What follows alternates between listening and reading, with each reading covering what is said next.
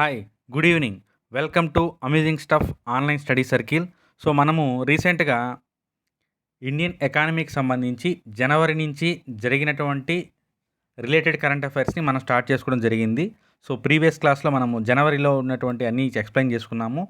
ఈ వీడియోలో వచ్చేసి ఫిబ్రవరికి సంబంధించినటువంటి చాలా టాపిక్స్ ఉన్నాయి ఫిబ్రవరి మంత్‌లో. అండ్ గవర్నమెంట్ పాలసీలకు సంబంధించి కావచ్చు, కోల్ మైనింగ్‌కి సంబంధించినటువంటి ఒక నిఘా, ఒక పర్యవేక్షణ సంస్థ, అలాగా కొన్ని మెయిన్ కరెంట్ అఫైర్స్ ఉన్నాయి. కరెంట్ అఫైర్స్ అంటే ఏదో ఒక బిట్ రూపంలో కాకుండా మనం దానికి సంబంధించి బ్యాక్‌గ్రౌండు అండ్ దానికి సంబంధించినటువంటి విధి విధానాలు కంప్లీట్ ఇన్ఫర్మేషన్ అనేది ఆహ్, కంటెంట్ టైప్‌లో ఇవ్వడం జరుగుతుంది. సో, ఈరోజు వచ్చేసి ఫిబ్రవరికి సంబంధించి స్టార్ట్ చేసుకుంటాము. సో, జూనియర్ అసిస్టెంట్‌కి సంబంధించినటువంటి టెస్ట్ సిరీస్‌కి అడ్మిషన్స్ అనేటివి ఓపెన్ అయ్యి ఉన్నాయి. సో, మనం పేపరు, ప్యాటర్ను అంతా కూడా మీకు ఆల్రెడీ ఎక్స్‌ప్లెయిన్ చేసున్నాము. వన్స్ మనకి సిలబస్ అనేది గాని వచ్చిందంటే కంప్లీట్ షెడ్యూల్‌ని మేము మీ అందరికీ కూడా ఇవ్వబడుతుంది. సో, ఆ షెడ్యూల్ ప్రకారము మనము ఒక ఫ్లోలో గాని ఎళ్ళామంటే ఖచ్చితంగా మనము రీచ్ అయ్యేదానికి ఎక్కువ పాసిబిలిటీస్ ఉన్నాయి. సో, ఎవరైనా గాని ఇంట్రెస్టెడ్‌గా ఉంటే ఈ నంబర్స్‌కి ఒకసారి కాంటాక్ట్ అవ్వండి. సో, మన క్లాస్‌లోకి స్టార్ట్ చేద్దాము. సో, ఫస్ట్ వన్ వచ్చేసి సిమ్స్. సిమ్స్ అనే దాన్ని ఒకదాన్ని తీసుకురావడం జరిగింది. Coal import management system. అంటే బొగ్గు దిగుమతి పర్యవేక్షణ వ్యవస్థ. అంటే దీని ఉద్దేశ్యం ఎందుకు స్టార్ట్ చేశారు దీన్నంటే, ఎవరైతే బొగ్గుని ఇతర దేశాల నుంచి దిగుమతి చేసుకుంటున్నారో వాళ్ళు ముందే ఆ సమాచారాన్ని ఆన్‌లైన్‌లో సమర్పించాలి. ఆ బొగ్గును దిగుమతులను నిర్వహించేందుకు ఒక ఆటోమేటిక్ రిజిస్ట్రేషన్ నంబర్ అనేది వస్తుంది. సో, ఎవరైతే ఇంతగా ఇన్ని టన్నులు ఇంపోర్ట్ చేసుకుంటారో వాళ్ళు ముందుగానే రిజిస్టర్ అవ్వడం వల్ల వాళ్ళకి ఒక నంబర్ వస్తుంది. మీరు గాని గమనించినట్లయితే ఇది ఎలా ఉంటుందంటే, రీసెంట్‌గా మనము ఏదైనా ఒక గ్యాస్ సిలిండర్‌ని బుక్ చేసుకున్నట్లయితే బుక్ చేసేటప్పుడే మనకు ఒక నంబర్ అనేది జనరేట్ అవుతుంది. సో, డెలివరీ టైంలో ఆ నంబర్‌ని మనము డెలివరీ అతనికి చెప్తే వాళ్ళు దాన్ని ఎంటర్ చేసుకొని మనకి డెలివరీ అనేది ఇస్తారు. సో, వన్ టైప్ ఆఫ్ ఒక రిజిస్ట్రేషన్ నంబర్ అనమాట అది. సో, అంతేకాకుండా ఈ దిగుమతి పర్యవేక్షణ వ్యవస్థ ఎటువంటి బొగ్గుని ఆహ్, పర్యవేక్షిస్తుంది అన్నప్పుడు బిట్యుమినస్ ఒకటి, ఆంథ్రసైట్ ఒకటి, కోకింగ్ బొగ్గు, ఆవిరి బొగ్గు. ఈ రకమైనటువంటి బొగ్గుకు సంబంధించినటువంటి పర్యవేక్షణ సంస్థగా ఇది వర్క్ చేస్తుంది. సో, అంతేకాకుండా వీళ్ళు దీనికి ఇంకొక అదనపు బాధ్యతను కూడా అప్పగించినట్లుగా మనకు తెలుస్తుంది. అదేంటంటే ఉక్కు ఉత్పత్తులకు డంప్ చేయడానికి కూడా ఇది పర్యవేక్షిస్తుంది. సో, బొగ్గుతో పాటుగా ఉక్కుకు సంబంధించినటువంటి డంపింగ్ సుంకం ఏదైతే ఉందో దాన్ని గూడా పర్యవేక్షించే బాధ్యతను సిమ్స్‌కి అప్పగించారు. అంతేకాకుండా ఈ వ్యవస్థ ఎప్పటినుంచి అమల్లోకి వచ్చింది అని అడిగితే 2021 ఫిబ్రవరి 1 నుంచి ఈ వ్యవస్థ అనేది అమల్లోకి వచ్చింది. ఎందుకు అసలు ఈ వ్యవస్థ అవసరం అని చెప్పి గాని మనం అడిగితే రీసెంట్‌గా అంటే ఇప్పుడు మనం ఎక్కడున్నాము? అక్టోబర్‌లో ఉన్నాము. సో, మనము రోజు వార్తాపత్రికలో వస్తున్నటువంటి న్యూస్‌లు ఏదైతే ఉందో, దాన్ని బేస్ చేసుకుంటే బొగ్గు ఉత్పత్తి అనేది తగ్గింది. తద్వారా ఎలక్ట్రిక్ ప్రొడక్షన్ ఏదైతే ఉందో, విద్యుత్ ఉత్పత్తి అనేది తగ్గింది. సో, విద్యుత్తు లోటు అనేది రానున్న రోజుల్లో ముఖ్యంగా సమ్మర్‌లో చాలా ఎక్కువగా ఉంటాయి. కొన్ని రాష్ట్రాలు ఇప్పటికే విద్యుత్ కోతలని స్టార్ట్ చేయడం జరిగింది. రీసెంట్‌గా ఏపీకి సంబంధించి కూడా రీసెంట్‌గా వాళ్ళు ఇండస్ట్రియలిస్ట్ వాళ్ళందరితో కూడా ఒక మీటింగ్ పెట్టుకొని ఈవినింగ్ 6-10 ఏదైతే ఉందో, ఆ టైంలో పవర్ కన్జంప్షన్ ఎక్కువగా ఉంటుంది కాబట్టి, ఆ టైంలో వాళ్ళని పవర్ యూజ్ చేసుకోకుండా ఉండే విధంగా ప్రొడక్షన్ తగ్గకుండా ఆ టైంని అడ్జస్ట్ చేసుకోవాలని చెప్పి కోరడం జరిగింది. సో, దీన్ని బట్టి ఒక వ్యవస్థను తీసుకురావడం వల్ల దిగుమతులకు సంబంధించి వీళ్ళు ఒక టార్గెట్‌ని పెట్టుకొనున్నారు. 2020 నాటికి బొగ్గు ఉత్పత్తిని 1 బిలియన్ టన్నుకు పెంచాలని భారత్ లక్ష్యంగా పెట్టుకుంది. So, very important. ఎందుకంటే దీనికి ప్రియారిటీ పెరిగింది. 2024 నాటికి 1 బిలియన్ టన్నులనేది గుర్తుపెట్టుకోవాలి. తర్వాత ఇంకొకటి ఇన్‌ఫ్రాస్ట్రక్చర్‌కి సంబంధించినటువంటి project green national highways corridor project. Green national highways corridor project అనేది దేశంలోని గ్రీన్ నేషనల్ హైవే కారిడార్‌లను అభివృద్ధి చేయడానికి మన భారత ప్రభుత్వము వరల్డ్ బ్యాంక్‌తో కలిపి దీన్ని ఇనిషియేషన్ తీసుకోవడం జరిగింది. వరల్డ్ బ్యాంక్ అనేది $500 మిలియన్ రుణాన్ని ఈ ప్రాజెక్ట్ కొరకు ఏర్పాటు చేయడం జరిగింది. ఈ కారిడార్స్ ఎక్కడెక్కడ వస్తాయనేది మనము గమనించాలి. హిమాచల్ ప్రదేశ్, ఉత్తరప్రదేశ్, రాజస్థాన్, ఆంధ్రప్రదేశ్ ఈ 4 రాష్ట్రాలలో వీళ్ళు 783 కిలోమీటర్ల మేరకు ఈ హైవేని నిర్మించనున్నారని చెప్పి మనకు తెలుస్తుంది. సో, ఇక్కడ క్వెషన్ ఏ విధంగా అడగొచ్చంటే green national highways corridor project అనేది ఒకటి గుర్తుపెట్టుకోవాలి. ఎవరు దీంతో మనతో పాటు భాగస్వాములు అయ్యున్నారు అంటే ప్రపంచ బ్యాంకు $500 మిలియన్ అనేది గుర్తుపెట్టుకోవాలి. ఆ 4 states important and more than 783 kilometres అనేది చాలా ఇంపార్టెంట్. అసలు ఏంటి ఈ ప్రాజెక్ట్ ఎప్పుడు ఎలా స్టార్ట్ అయిందనేది కూడా మనం ఒకసారి గమనించుకోవాలి. అయితే ఈ ప్రాజెక్ట్ యొక్క ముఖ్య ఉద్దేశ్యం ఏందనేది మనం చూడాల. ఇది వినియోగదారులకు సమర్థవంతమైన రవాణాను అందిస్తుంది. ఇది అందరికీ తెలిసిందే. ప్రజల్ని మార్కెట్లకి అనుసంధానిస్తుంది. ఇది కూడా అందరికీ తెలిసిందే. అయితే ఇక్కడ మెయిన్ ఇంపార్టెంట్ ఏంటంటే సహజ వనరుల క్షీణతను తగ్గించేందుకు మరియు నీటిని, నిర్మాణ సామాగ్రిని సమర్థవంతంగా ఉపయోగించడానికి ఈ ప్రాజెక్టు హెల్ప్ అవుతుంది. అంతేకాకుండా గ్రీన్ హౌస్ వాయువులను తగ్గించడంలో కూడా ఇది సహాయపడుతుందని చెప్పి మనకు అర్థమవుతుంది. సో, గ్రీన్ నేషనల్ హైవే అనేది 780 కిలోమీటర్ల మేర దాదాపు 7,600 కోట్ల వ్యయంతో 2020లోనే ఇది కేంద్ర మంత్రివర్గ ఆమోదం అనేది జరిగింది. ముఖ్య లక్ష్యం ఏందయ్యా అంటే హైవే కారిడార్లలో పచ్చదనాన్ని ప్రోత్సహించడమే దీని యొక్క ప్రధాన లక్ష్యం. అందులో భాగంగా తోటల పెంపకము, సుందరీకరణ, నిర్వహణ. పెంపకము, సుందరీకరించడము, వాటిని నిర్వహించడం ఈ 3 కూడా మనకి దీంట్లో పాటుగా ఉన్నాయి. అంతేకాకుండా మొత్తం వ్యయంలో ప్రాజెక్ట్ యొక్క మొత్తం వ్యయంలో 1% తోటల పెంపకానికి మరియు వాటిని నిర్వహించేందుకు కేటాయించి తీరాలి. సో, ఈ రకంగా గ్రీన్ హైవే పాలసీలు అనేటివి మనకి ఉన్నాయి. దీని ప్రకారంగా చూస్తే తోటల ప్రయోజనం కోసము సంవత్సరానికి 1000 కోట్ల వరకు వీళ్ళు కేటాయించాల్సిన అవసరం ఉంది.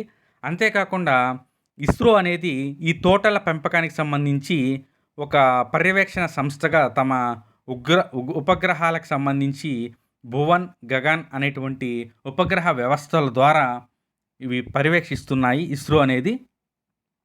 నెక్స్ట్ మనకి జిఎస్టీలో 1% నగదు చెల్లింపు ప్రమాణం అనే దాన్ని రీసెంట్గా ఇంట్రడక్షన్ చేశారు. ఎందుకు ఏమిటి అని అన్నప్పుడు జిఎస్టీ పన్ను చెల్లింపుదారుల్లో తమ పన్నులో కనీసము 1%ను నగదుగా తప్పనిసరిగా చెల్లించాలి. అసలు ఏంటి ఇదంతా అని అన్నప్పుడు సరే ఇది ఎప్పుడు అమలు అవుతుందంటే 2021 జనవరి 1 అని చెప్పున్నారు.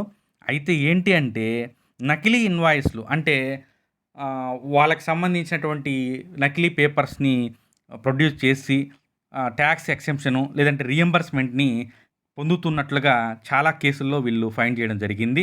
అందులో 12,000 కేసులను వీళ్ళు నమోదు చేసి దాదాపు 365 మందిని అరెస్ట్ చేసినట్లుగా కూడా తెలుస్తుంది. సో, ఏంటి ఇది ఎవరికి వర్తిస్తుందని చెప్పి కానీ మనం కానీ పరిశీలిస్తే నెలకి 50 లక్షల పైగా టర్నోవర్ ఉన్న వ్యాపారులకు ఇది తప్పనిసరి చేయబడింది. అయితే సో 1 lakh మొత్తాన్ని వీళ్ళు ట్యాక్స్గా పే చేస్తున్నా లేదంటే వాళ్ళ భాగస్వామ్య ఆదాయ పన్నుగా 1,00,000కి మించి చెల్లించినట్టున్నా కానీ వాళ్ళకి ఇది వర్తించదు. సో 50 lakhs పైన టర్నోవర్ ఉన్నటువంటి వ్యాపారులకు ఇది వర్తిస్తుంది. అయితే వాళ్ళు ట్యాక్స్ రూపేణా 1 lakh కానీ కడుతూ ఉన్నా లేదంటే వాళ్ళ భాగస్వామి ఎవరైనా కానీ ఇన్కమ్ ట్యాక్స్ 1 lakh కడుతూ ఉన్నా కానీ వాళ్ళకి 1% అనేది ఎక్సెప్షన్ ఉంటుందని చెప్పి ఒక నిబంధన ఇవ్వడం జరిగింది. అయితే ఈ 1% నగదు చెల్లింపు నిబంధన అనేది జిఎస్టీ యొక్క రూల్ నంబరు 86Bలో చేర్చి ఉన్నారు. మనకి చాలా ఇంపార్టెంట్ ఈ పాయింట్ మాత్రము 86B. So CBIC central board of indirect tax and customs దీనికి సంబంధించినటువంటి ప్రమాణాన్ని పేర్కొనడం జరిగింది. మొత్తం జిఎస్టీ నెట్వర్క్లో 1,20,00,000 మంది ఉన్నారంట. 1,20,00,000 మందిలో కేవలం 4 లక్షల మంది మాత్రమే పన్ను చెల్లింపుదారులకు నెలకి 50 లక్షల కంటే ఎక్కువ టర్నోవర్ అనేది ఉంది. వీళ్ళు చేరుకున్న నిబంధన ప్రకారం 4 లక్షల మందే ఉన్నారు. సో ఆ 4 లక్షల మందిలో 1.5 లక్షల మంది మాత్రమే ఈ 1% రూపం కన్నా తక్కువ నగదు రూపంలో చెల్లిస్తున్నారు. సో ఈ కొత్త నిబంధనని ఇంప్లిమెంటేషన్ చేసినప్పుడు వాళ్ళకి 40,000 నుంచి 45,000 మంది చెల్లింపుదారులు వస్తారు. తద్వారా పన్ను ఎగవేతని అరికట్టేందుకు ఇది హెల్ప్ఫుల్గా ఉంటుందని చెప్పి CBIC central board of indirect taxes customs పేర్కొనడం జరిగింది. దీని తర్వాత పారిశ్రామిక ప్రాంతాలు మరియు లాజిస్టిక్స్ హబ్ దీనికి సంబంధించి కేంద్ర క్యాబినెట్ అనేది ఆమోదం తెలపడం జరిగింది. ఎక్కడెక్కడ ఏమేమి ఆమోదం తెలిపాయనేది మనం గుర్తుపెట్టుకుంటే సరిపోతుంది. ఆంధ్రప్రదేశ్‌కి గాని తీసుకుంటే కృష్ణపట్నం ఏరియాలో ఇండస్ట్రియల్ కారిడార్ మనకి ఏదైతే ఉందో వైజాగ్, చెన్నై ఇండస్ట్రియల్ కారిడార్ ఏదైతే ఉందో దాంట్లో భాగంగా వీళ్ళు ఆంధ్రప్రదేశ్‌లోని కృష్ణపట్నం నోడ్‌లో సమ్ ఏరియాని ఇన్‌ఫ్రాస్ట్రక్చర్‌కి సంబంధించినటువంటి ఒక ప్రాజెక్ట్‌ని స్టార్ట్ చేయడం జరిగింది. తర్వాత కర్ణాటకలోని తుమ్కూరు ఇది కూడా ఒక ఇండస్ట్రియల్ ఏరియా. అలాగే గ్రేటర్ నోయిడాలో మల్టీ మోడల్ లాజిస్టిక్స్ హబ్‌ని వీళ్ళు ప్రారంభించడానికి క్యాబినెట్ అనేది ఆమోదం తెలిపింది. సో, మనము ఏపీలోని కృష్ణపట్నానికి సంబంధించి ఏం జరుగుతుంది? అక్కడ ఉన్నటువంటి పారిశ్రామికీకరణ ప్రాంతం ద్వారా ఎంత ఉపాధి వస్తుందని గాని మనం ఒకసారి గాని చూస్తే, ఆ మొదటి దశలోనే 98,000 మందికి ఉపాధి అనేది కలుగుతుంది. అందులో 58,000 మందికి ప్రత్యక్ష ఉపాధి వస్తుంది. డైరెక్ట్‌గా 58,000 మందికి వస్తుంది. సో, అసలు ప్రత్యక్ష ఉపాధి, పరోక్ష ఉపాధి అంటే ప్రత్యక్షంగా అంటే ఆపరేటర్సు, సబ్ కాంట్రాక్టర్లపై ఆధారపడకుండా నేరుగా వీళ్ళే సంస్థే ఉద్యోగుల్ని నియమించుకునే పరిస్థితి. అంటే డైరెక్ట్ రిక్రూట్‌మెంట్ అన్నట్లుగా. నెక్స్ట్ ఆర్ఓడిటిఈపి. ఆర్ఓడిటిఈపి అంటే ఏంటంటే ఎగుమతి చేసిన ఉత్పత్తులపై సుంకాలు మరియు పన్నుల ఉపశమనం. అంటే ఎగుమతి ప్రోత్సాహక పథకం ఇది. ఎగుమతి చేస్తున్నటువంటి వస్తువులపైన ఏసేటువంటి సుంకాలని, పన్నులని ఏ విధంగా ఎక్సెప్షన్ చేసుకోవాలా, వాళ్ళకి వచ్చినటువంటి ప్రోత్సాహకాలకు తగ్గట్టుగా ఈ ఒక పథకం అనేది ఉంది. సో, ఇది రీసెంట్‌గా మనకి దీనికి సంబంధించినటువంటి ఇన్ఫర్మేషన్ అనేది ఉంది. అంతకుముందు కూడా మనకి ఎగుమతి ప్రోత్సాహకాల పథకాలు చాలా ఉన్నాయి. బట్ దీంట్లో ఏంటంటే అన్ని రకాల వస్తువులని వీళ్ళు విస్తరించాలని చెప్పి ప్రభుత్వం ప్రకటించింది. అంటే అన్ని రకాల వస్తువులు దీంట్లో ఇంక్లూడ్ అయ్యి ఉంటాయి. సో, ఎగుమతులను పెంచేందుకు గాను అంతర్జాతీయ మార్కెట్‌లో వివిధ దేశాల నుంచి వచ్చేటువంటి పోటీని తట్టుకొని ఒక మంచి మార్కెట్‌లో మన వస్తువులు పోటీ పడే విధంగా ఒక రకంగా చెప్పాలంటే పోస్ట్ ప్రొడక్షన్‌కి సంబంధించి అంటే ఉత్పత్తి చేశాక అయ్యేటువంటి ఖర్చులను తగ్గించడం ద్వారా మన వస్తువులనేటివి అంతర్జాతీయ మార్కెట్‌లోకి ఎళ్ళేదానికి చౌకగా అవకాశం ఉంటది. ఒక ఎగ్జాంపుల్ చెప్పాలంటే ఒక వస్తువుని మన వాళ్ళు ఒక రూ. 100 పెట్టి తయారు చేశారని అనుకుంటే అది ఆ ప్రొడక్టర్ దగ్గర నుంచి, ఆ ఉత్పత్తిదారుడి దగ్గర నుంచి సో, పోర్ట్‌కెళ్తే పోర్టు, లేదంటే ఎయిర్‌పోర్ట్‌కెళ్తే ఎయిర్‌పోర్టు వీటన్నిటిని దాటుకొని అవతల ఎవరైతే ఆర్డర్ ఇచ్చుకున్నారో ఒకవేళ యూఎస్ వాళ్ళు గానీ, యూకే వాళ్ళు గానీ ఆర్డర్ ఇచ్చుకొని ఉంటారో అక్కడికెళ్ళేసరికి టైం పడుతుంది. ప్లస్ కాస్టు పడుతుంది. అర్థమవుతుంది గదా! టైం అనేది పడుతుంది. కాస్ట్ అనేది రెండూ పడుతుంది. ఈ రెండిటి ఇంపాక్ట్ వల్ల మన వస్తువులనేటివి అంతర్జాతీయ విపణిలో అత్యధికంగా పోటీని ఎదుర్కోవాల్సి వస్తుంది. సో, ఇంటా బయట 2 ఇష్యూసే మనకి. ట్రాన్స్‌పోర్ట్ ఇష్యూ ఉంది. అందుకే సాగరమాల ప్రాజెక్ట్ అని చెప్పి రకరకాల ఇన్‌ఫ్రాస్ట్రక్చర్‌కి సంబంధించినటువంటివి మనం మాట్లాడుతూ ఉన్నాము. అలాగే దీనికి సంబంధించినటువంటి పోస్ట్ ప్రొడక్షన్‌కి సంబంధించినటువంటి ఈ కాస్ట్ రిడక్షన్ గురించి కూడా మనం మాట్లాడుతూ ఉన్నాము. సో, వీళ్ళేం చెప్తున్నారంటే కేంద్ర రాష్ట్ర స్థాయిల్లో లెవీలు, పన్నులు లేదా సుంకాల రీయింబర్స్‌మెంట్ కోసం ఈ విధానం అనేది రూపొందించబడిందని, పథకానికి ముందు రీయింబర్స్‌మెంట్లు ఏ యంత్రాంగానికి కూడా జరగలేదు. అంటే ఫర్ ఎగ్జాంపుల్ ఇంతకుముందు మనకి ఇండియా నుండి మర్చండైజ్ ఎగుమతుల స్కీమ్ అనేది ఉంది. దీని ద్వారా భర్తీ చేశారు. ఆర్ఓడిటిఈపి ద్వారా భర్తీ చేశారు. సో, ఆర్ఓడిటిఈపి అనేది చాలా ఇంపార్టెంట్ అనేది గుర్తుపెట్టుకోండి. తర్వాత చెల్లింపు మౌలిక సదుపాయాల అభివృద్ధి నిధులు. మనకి టైటిల్‌లోనే ఉంది. చెల్లింపు పేమెంట్‌కి సంబంధించి ఇన్‌ఫ్రాస్ట్రక్చర్‌ని డెవలప్ చేసుకునేందుకు. అంటే పీఓఎస్ మిషన్స్ కావచ్చు, లేదంటే మనకి బయట ఆధార్ సెంటర్స్ లాగా ఉంటాయి. అంటే ఆధార్ నంబర్‌కెళ్ళి చెప్పడం వల్ల ట్రాన్సాక్షన్స్‌ని వాళ్ళు చేసేదానికి కుదురుతుంది. సమ్ అమౌంట్‌ని విత్‌డ్రా చేసుకునేదానికి కావచ్చు. ఇలాంటి వాటికి సంబంధించి టైర్ 3 ఏదైతే టౌన్స్ కావచ్చు, ఏరియాస్ కావచ్చు, ఆ టైర్ 3 ఏరియా అన్నిటిలో కూడా టైర్ 6 కేంద్రాలను ముఖ్యంగా ఈశాన్య రాష్ట్రాలలో ఎక్కువగా డిజిటల్ చెల్లింపు మౌలిక సదుపాయాలని అమర్చడము దానికి సంబంధించిన ముఖ్య ఉద్దేశ్యం ఇది. సో, ఆర్‌బీఐ జారీ చేసినటువంటి మార్గదర్శకాలు బీపీ కానుంగో అధ్యక్షతన సెంట్రల్ బ్యాంక్ సలహా మండలి అనేది ఒకటి ఏర్పాటయింది. సో, ఇదేందంటే ఈ నిధులకు సంబంధించినటువంటి ఒక కంట్రోలింగ్ సంస్థగా ఇది పనిచేస్తుంది. అసలు ఏంటి ఇది అంటే ఈ ఒక ఫండ్ అనే దాన్ని వీళ్ళు సృష్టించుకోవడం జరిగింది. 2021, 22లో ఆ రెండిటికి కూడా అది వర్క్ అవుతుంది. 345 కోట్ల రూపాయల కార్పస్ ఫండ్, అందులో 250 అనేది ఆర్‌బీఐ, రిమైనింగ్ 95 అనేది భారతదేశంలోని కార్డ్ నెట్‌వర్క్‌ల ద్వారా అందించబడుతుంది. అసలు ఏం చేస్తాయి అంటే వివిధ ప్రదేశాల్లోని బ్యాంకులు, నాన్ బ్యాంకులు పొందటానికి పారదర్శక యంత్రాంగాన్ని ప్లాన్ చేస్తుంది. అంటే వీళ్ళు ముఖ్యంగా దేని మీద టార్గెట్ చేశారంటే టూరిజము, రవాణా, ఆరోగ్య సంరక్షణ సౌకర్యాలు, ప్రజా పంపిణీ వ్యవస్థ వంటి అవసరమైనటువంటి సేవలు అందించే వ్యాపారుల మీద వీళ్ళు దృష్టి సారించారు. ఎందుకంటే వాళ్ళతో ప్రజలకి నిత్యం మమేకమై ఉంటారు. ఎక్కువగా వాళ్ళ దగ్గరే ట్రాన్సాక్షన్స్ అనేటివి జరుగుతూ ఉంటాయి కాబట్టి వారికి పాయింట్ ఆఫ్ సేల్ మౌలిక సదుపాయాలను కల్పించడం ద్వారా దేశంలో నగదు డిమాండ్ అనేది తగ్గుతుంది. పేపర్‌లెస్ ట్రాన్సాక్షన్స్‌కి దిశగా మనం ఆల్రెడీ అడుగులేస్తున్నాము. అది ఇంకా గ్రామీణ లెవెల్‌లో చాలా తక్కువగా ఉంది.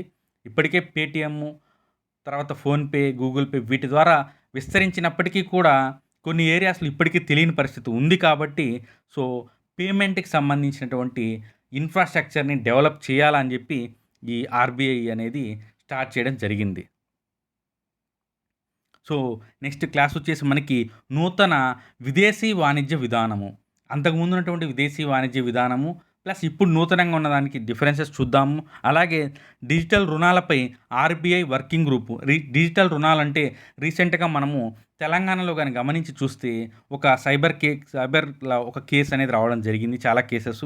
ఎందుకంటే ఆన్‌లైన్‌లో ఒక 5,000 నుంచి 10,000 రూపాయలు ఈ స్టూడెంట్స్ ఎవరైతే ఉన్నారో ఏదో ఒక రిజిస్ట్రేషన్ చేసుకోవడం వల్ల వాళ్ళకి ఒక 10,000 రూపాయలు లోన్ రావడము, తర్వాత వాటిని చెల్లించలేకపోవడం వల్ల కొన్ని ఇబ్బందులు రావడం, అవతల నుంచి వాళ్ళు కొంచెము బెదిరింపు ధోరణితో మాట్లాడడము, తర్వాత రకరకమైనటువంటి గందరగోళం అనేది జరగడము, తద్వారా వాటి మీద ఆర్‌బీఐ అనేది ఎలాంటి జాగ్రత్తలు తీసుకుంటే బెటర్ అని చెప్పేసి కొన్ని గైడ్‌లైన్స్ ఇవ్వడము, ఇవన్నీ కూడా జరిగాయి. ఆల్రెడీ ఎప్పటినుంచో జరుగుతున్నాయి. బట్ రీసెంట్‌గా మనకి తెలంగాణలో రావడం జరిగింది. తర్వాత వి హబ్ అని చెప్పి ఒకటుంది.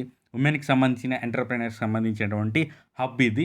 సో, ఓవరాల్‌గా గాని చూస్తే మనం ఇండియన్ ఎకానమీ అనే దాన్ని క్లియర్‌గా స్టార్ట్ చేసుకొని ఒక కాన్సెప్ట్ ఓరియెంటెడ్‌గా అంటే మనం చెప్తున్న క్లాస్‌లో బిట్ అనేది ఏ మూల నుంచి వచ్చినా సరే మన వాళ్ళు ఎదుర్కొనేదానికి సిద్ధంగా ఉండేలాగా మనము రెడీ చేస్తున్నాము. అదే విధంగా ముందుకెళ్తూ ఉన్నాము. సో, ఏఈకి సంబంధించినటువంటి నోటిఫికేషన్ అనేది కూడా ఆల్రెడీ ఇష్యూ చేసి ఉన్నారు. 190 పోస్టులకి. దాంట్లో 150 మార్కులకి ఎక్స్‌క్లూజివ్‌గా జనరల్ స్టడీస్ అనేది ఉంది కాబట్టి అలా వాటికి ప్రిపేర్ అయ్యేవాళ్ళు కూడా దీన్ని ఖచ్చితంగా ఫాలో అప్ చేసుకుంటే ఎకానమీకి సంబంధించి అంటే ఏపీ కానీ, ఇండియన్ కానీ ఎకానమీకి సంబంధించి మెజారిటీ స్కోర్‌ని మీరు సాధించేందుకు తప్పకుండా ఇది హెల్ప్ అవుతుంది. సో, ఎవరైనా గానీ ఇందాక చెప్పినట్లుగా అమేజింగ్ స్టఫ్ ఆన్‌లైన్ స్టడీ సర్కిల్‌లో ఉన్నటువంటి కంప్లీట్ జూనియర్ అసిస్టెంట్‌కి సంబంధించినటువంటి టెస్ట్ సిరీస్ పేపర్ 1, పేపర్ 2కి సంబంధించి ఎవరైనా గానీ జాయిన్ అవ్వాలనుకుంటే మీరు కింది కాంటాక్ట్ నంబర్స్‌ని జాయిన్ అవ్వండి. సో, ఈ క్లాస్ ఎవరైతే ఫస్ట్ టైమ్ చూస్తున్నారో వాళ్ళు సబ్స్క్రైబ్ చేసి మీ ఫ్రెండ్స్ సర్కిల్‌లో ఎవరికైనా గానీ ఇలాంటి జాబ్స్‌కి ప్రిపేర్ అవుతుంటే వాళ్ళకి మన ఛానల్ గురించి ఖచ్చితంగా చెప్పండి. So, please subscribe and like, share amazing stuff online study circle. Thank you.